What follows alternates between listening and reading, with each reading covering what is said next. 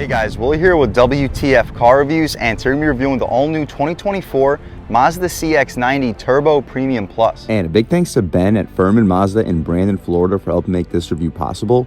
I'll leave a link to their inventory below, and if you're looking for a new car or SUV in the Tampa area, I would definitely recommend checking these guys out and ask for Ben. And as most of you guys probably know by now, the CX-90 is Mazda's all-new flagship luxury three-row SUV released this year for 2024.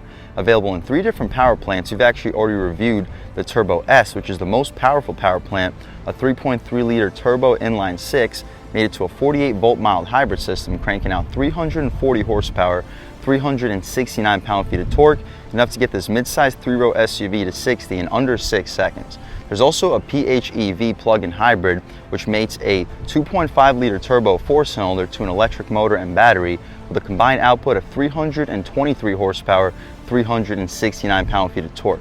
But here we have the entry-level power plant, still a 3.3-liter turbo inline 6 with a 48-volt mild hybrid system, just had a lower output at 280 horsepower, 332 pound-feet of torque, still enough to get the CX-90 to 60 between 6 and 6.5 seconds, so just a tad slower compared to the Turbo S. And here we have the Premium Plus, which is the top trim for this power plant with a base price around $52,000. What else do we get for that money? Let's jump right in. So although this is a ground-up, all-new vehicle from Mazda, it definitely keeps its heritage with this grille. Black inlets for the grille, bold Mazda badge with a forward-facing camera. The outsides of this grille are intended to mimic the actual wings from the Mazda badge. We get an all-new light pattern LED projector for the high and low beam LED daytime running strip too. The running strip is part of the headlight housing and this top part of the grille surround. So we have active airflow in both corners of the front end, full front parking sensing, and we mentioned the forward-facing camera. Active shutters for the radiator right up top and intercooler down below. Hopefully you can pick it up on camera. We'll take a step back. Hopefully you get one last look of this bold front styling. The wheel and tire setup is also aggressive. Just like the Turbo S we reviewed, we get these 21-inch rims, but with this Premium Plus, we get a different tire setup. These are Falcon Zeeks, not quite sure Z-I-E-X how you pronounce that, CT60A all-season tires. The dimensions are a beefy 275/45 R21, so these 275s for the front and rear should definitely put the power down with this turbocharged inline 6-cylinder. We have some black plastic cladding for the wheel well cutouts. It says inline 6 right here in the upper fender area, some shiny chrome for the lower rocker panel side skirt area, and it says Mazda right back over there. We get smart access for the driver and the front passenger, LED turn signals on the mirror, additional camera on the mirror helping us out with the 360, and it's body color with some black contrast. The glass fills up the entire frame. We get blind spot monitoring on the glass, black trim for the bottom part of this window trim, some shiny chrome right up top with brushed aluminum roof rails. Up top, hopefully you get a good look at the panoramic moonroof. We'll take a step back, hopefully you get a good look at the side profile. The wheelbase here is about 8 inches longer, but the overall length is less than an inch longer. So the longer wheelbase allows us to have more usable second and third row space without making the vehicle obnoxiously large compared to some of the other 3-row SUVs, especially from the full-size segment. Continuing along though, we get a push to open gas cap. I'll take a step forward and we can check it out. No easy fill, and I recommend premium fuel for this turbocharged engine. Mazda says you can throw regular in, but it does compromise the performance here for this turbocharged 6-cylinder. Out rear, we have full LED taillights, turn signals, and reverse lights. CX-90 all-wheel drive badge is shiny chrome. Shout out Furman Mazda here in Brandon, Florida for helping make this review possible. eSkyActiv G badge in the corner. Full rear parking sensing. Let's take a squat back here, get a good look at the dual exhaust tips. And speaking of the dual exhaust tips, let's fire up this 3.3-liter inline 6-cylinder turbo and hear how she sounds.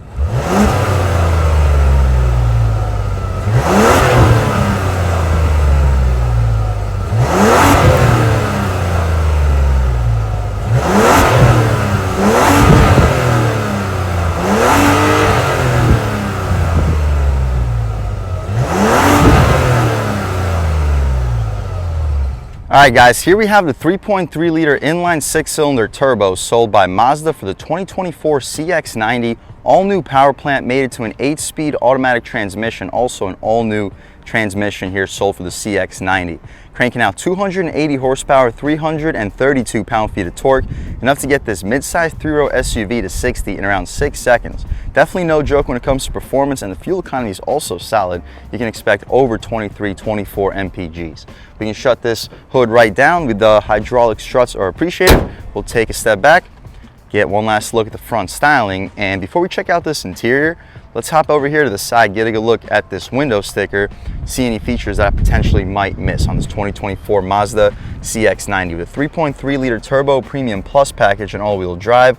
Artisan red metallic paint color. It's a little bit dirty right now. Hopefully you can still pick up the metallic here in this Florida sun. Black Napa leather interior, available for the Premium Plus package. Standard features, you guys can pause, take a look at all of these with a $52,950 base price, $150 for the floor mats, $595 for the artisan red paint color, $55,070 after destination. So we are getting up there in price, but as you'll see in the interior here, this is a serious level luxury three-row SUV with an inline 6-cylinder turbo, competing with vehicles like a BMW X7 while saving more than $20,000. Well, we mentioned we're going to check out this interior, so let's take a step up front, opening it up.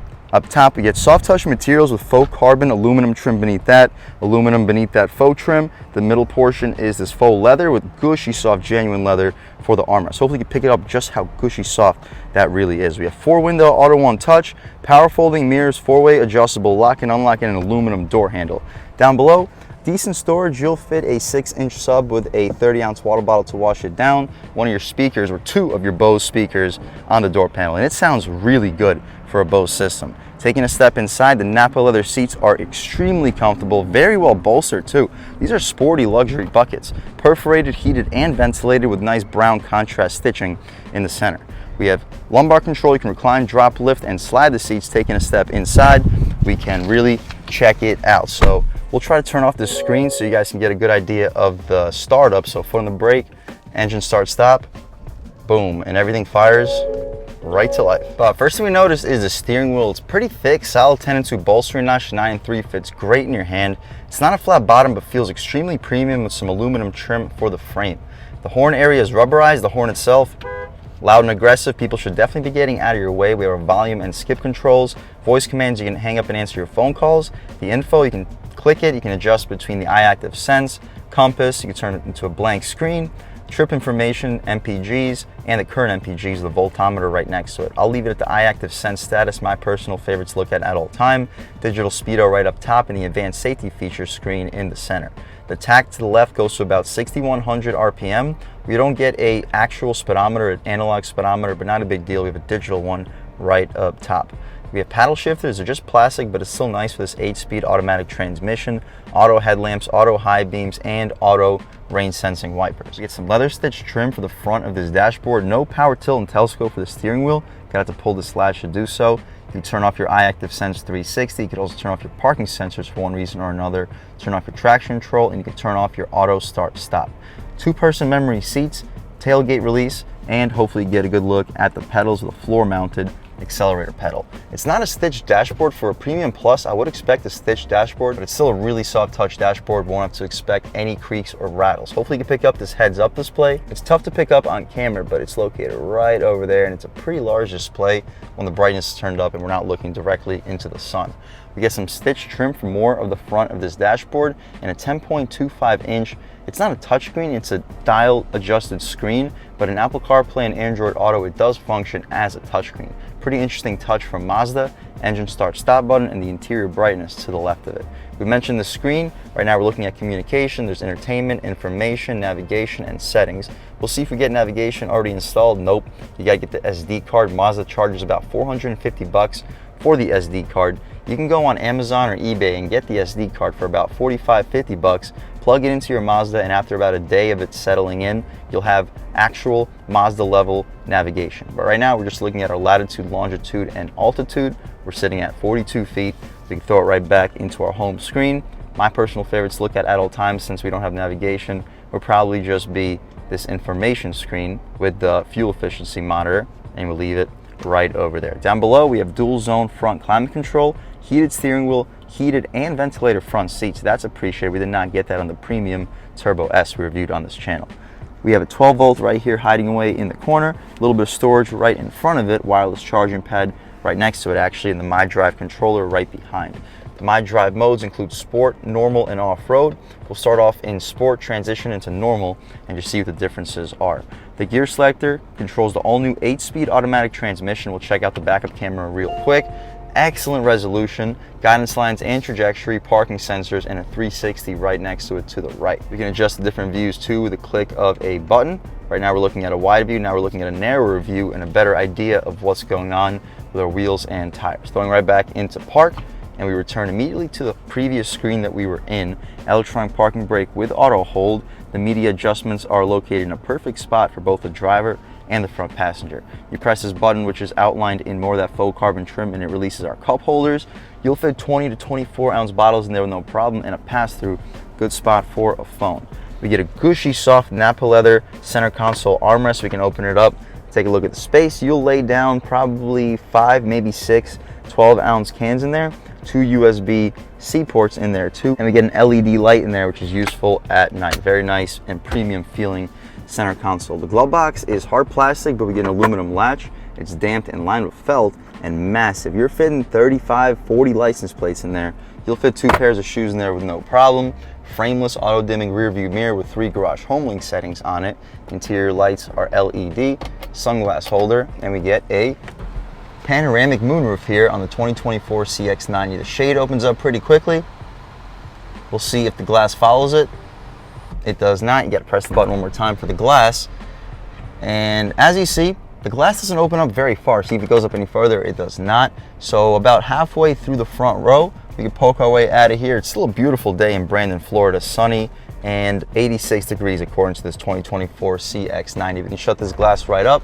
We'll leave the shade open so when we hop out back, you can see how much light is brought into the cabin. But that's about it for the front seat of this 2024 Mazda CX-90 Premium Plus.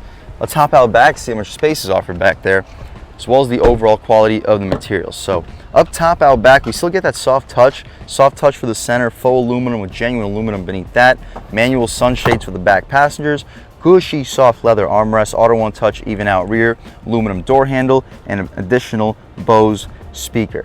Pretty large storage compartment. You'll fit 2 6-inch subs and 2 very large cup holders. Maybe you'll fit 2 big gulps in there. Huge thumbs up to Mazda for the storage space.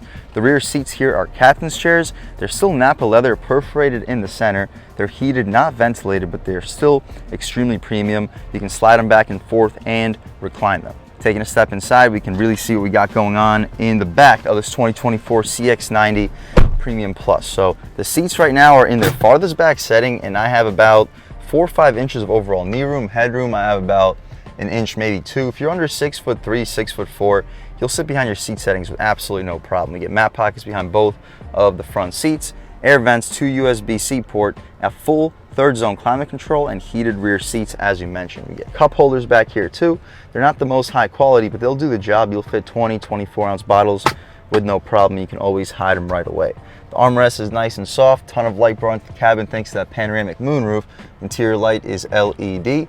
That's about it though for the back seat of this 2024 Mazda CX-90. Let's hop out into the 3rd row, see how much space is offered back there. Check out the cargo space and take this car out for a drive. So we get these plastic step-in plates. Makes it easier to keep this car from becoming a complete mess. And in this 3rd row, I still have plenty of space, definitely more spacious compared to an Acura MDX, more spacious compared to a Volvo CX or XC90, I apologize guys. It's impressive. Headroom, I have at least an inch, maybe 2. If you're under 6'2", 6'3", you'll even be able to fit in a 3rd row of the 2024 CX-90. The materials, hard plastic, but to be expected for an entry-level luxury 3-row SUV.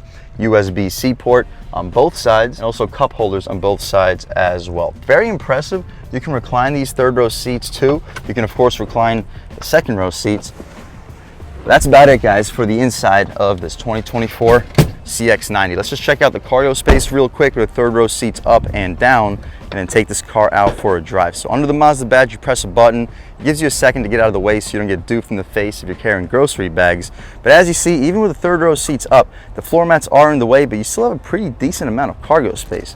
Secret storage, right down over here, you have not a lot, but if you remove this cubby, you'll have enough space for 2 grocery bags and your Fix-A-Flat kit right next to it. Let's drop these 3rd row seats down. Just pull these latches and drop the seats.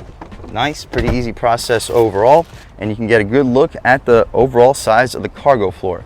It's comparable to a CX-90. You get an additional couple cubic feet of space, but that's not really what you buy this vehicle for. You buy it for the premium power plant and the more premium feeling interior and all new body style. Out back, we have additional 12 volt and a AC outlet for the cargo area. So you can plug stuff in or even plug in a electrical cooled cooler into this 12 volt. And when you arrive to your destination, all your stuff will still be nice and cold. You can press this button on top of the tailgate. It gives you another second to get out of the way if you're carrying grocery bags so you're not doofed in the head. But that's about it for the inside and outside of this all new 2024 Mazda CX-90. If you didn't mention the fuel economy, 25 average MPGs, 24 in the city, 28 in the highway, and 0 to 60 around 6 seconds with a turbocharged inline 6-cylinder. It's an impressive vehicle and an all-new power plant. Let's take this 2024 Mazda CX-90 out for a drive and see what it's got. All right, guys, now just about seen everything we need to see with the inside and outside of this all-new 2024 Mazda CX-90. Let's take it out for a drive and see what it's got. My first impressions, though, in sport mode, the steering feels great. The throttle's responsive. Can't really tell the body roll at low speeds, but the steering feels great. And the transmission is snappy and shifts a lot quicker than that outgoing 6-speed. I was always giving Mazda props for sticking to the 6-speed while all the competition was switching to CVT. But in the last few years, a lot of CVTs have gotten really good and well developed, whereas the Mazda 6-speed still feels like a transmission that was from like 2014, 2015. This 8-speed modernizes the crap. This guy's coming in hot, wow. But this new 8-speed modernizes the crap out of this new Mazda CX-90. Genuinely feels like something that you would buy from Acura, Infiniti, maybe even Lincoln or BMW. Hopefully you can pick up that turbo whistle. It's not blowing you away with speed. Neither was a Turbo S. I honestly think this feels very close to the performance the Turbo S had. To the turn, body roll is limited. The ride quality stays good. Sharp one, yeah, good ride quality, and the body roll stays very limited. We'll throw it in way quicker than we should over here. Woo. Good steering. Check out the composure over these massive bumps.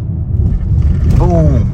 Good ride quality, guys. Still in sport mode too. We tried quick acceleration off the line, slight brake boost, and on the gas. Oh yeah. Woo. Yeah, this thing can build in the top end. I'm actually surprised at how it actually continued to pick up once we crossed about 5,000 RPM. Reminds me a little bit of a B58 from BMW. It doesn't have nearly the same top end of the B58. Woo. But it continues to pull throughout that entire rev range. Downshift, throwing it in way faster than we should. Excellent composure when it comes to body roll. Guys, this thing can move. I'd be interested to see what the aftermarket tuning can be like for these CX-90s, because if you can save $4,000 or $5,000 compared to the Turbo S and just get a $1,000 tune and still get over 400 horsepower and over, say, 450 pound-feet of torque, it's a no-brainer. You go for this entry-level power plant, tune the crap out of it, and it's gonna blow you away when it comes to performance. On the gas. Woo! Yeah. This thing can move. Downshift. Throwing it in.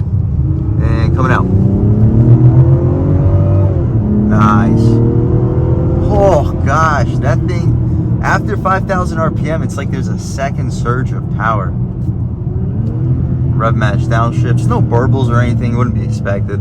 You get burbles from like the M Sports or the B58 from BMW, but I keep comparing it to BMW. I'm forgetting that it costs $20,000 less compared to an X7. The X7 actually starts at like 77, so we're talking about $25,000 less.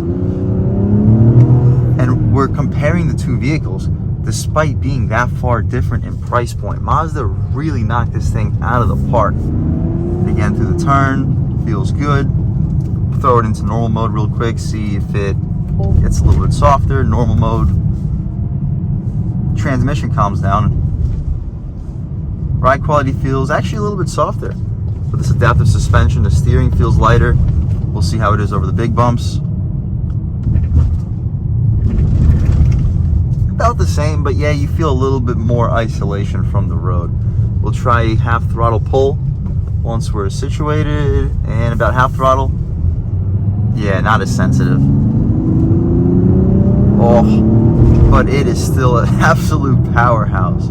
the power really starts to kick in around 2,000-ish RPM. A lot of modern turbos start to kick in their power lower, like 1,500, but this really starts to kick in around 2,500, but it continues to pull all the way to 6,000 RPM. Ford EcoBoost generally die off around 5,000. Audi turbos generally don't pull very hard past 5,500. And the only turbocharged engines that I've really experienced continue to pull to redline are engines from like BMW or maybe even Honda. That's the same case here. This is an incredible turbocharged power plant. That's probably because of the rev-friendly inline 6-cylinder. BMW also uses inline 6-cylinder engines, which is probably why it just feels very similar despite the price difference. We can throw it back into sport, take a step out into this multiple lane highway and really open her up. Woo! Yeah, this thing is quick. No, it's not as quick as a Turbo S, but for $5,000 savings, it's quick enough. It's almost as quick as a Turbo S highway pull. And it's screaming up top. What a rev-happy, top-end, powerful, turbocharged 6-cylinder engine. Great platform, spacious for all, I guess, 6 passengers in this captain chair application. Real-world turning radius. Wow, really good on the gas. Yeah, guys, if you're looking for a luxury performance SUV, but you don't want to spend more than 50 to 55,000 bucks, the 2024 Mazda CX-90 Premium or Premium Plus are absolutely great ways to go. If you want to save an additional 4,000 or 5,000 bucks, go for the entry-level power plant. They'll have tunes in the next couple of years. You'll be able to make 400 plus horsepower out of the entry-level power plant just as easily as you will with the higher output Turbo S, because at the end of the day, they're the same power plant. It's just slightly different tuning from the factory. And if you don't think that's worth the extra price tag that Mazda will charge you, definitely go for the entry level. But either way, the new CX-90 is an awesome SUV, and I would definitely recommend checking it out. And a big thanks to Ben at Furman Mazda in Brandon, Florida for helping make this review possible. I'll leave a link to their inventory below. And if you're looking for a new car or SUV in the Tampa area, I would definitely recommend checking these guys out. And as for Ben, and huge thanks to all of you for watching. I had a great time making this video. If you're new to the channel, please subscribe. If you've already subscribed, thank you so much. You guys know the channel is just not possible without you, and I really appreciate the constant support. But again, if you haven't subscribed yet, please subscribe. Leave a like too. It really helps me out, the YouTube algorithm. That's how these videos get promoted to new people. Leave a comment. Let me know what you like. Let me know what you don't like. Leave a comment. Let me know if there's any specific cars, SUVs, or trucks you want to see reviewed on this channel, and I'll definitely try getting those videos for you ASAP. But other than that, again, thank you guys so much for watching, and I hope all of you have a great day.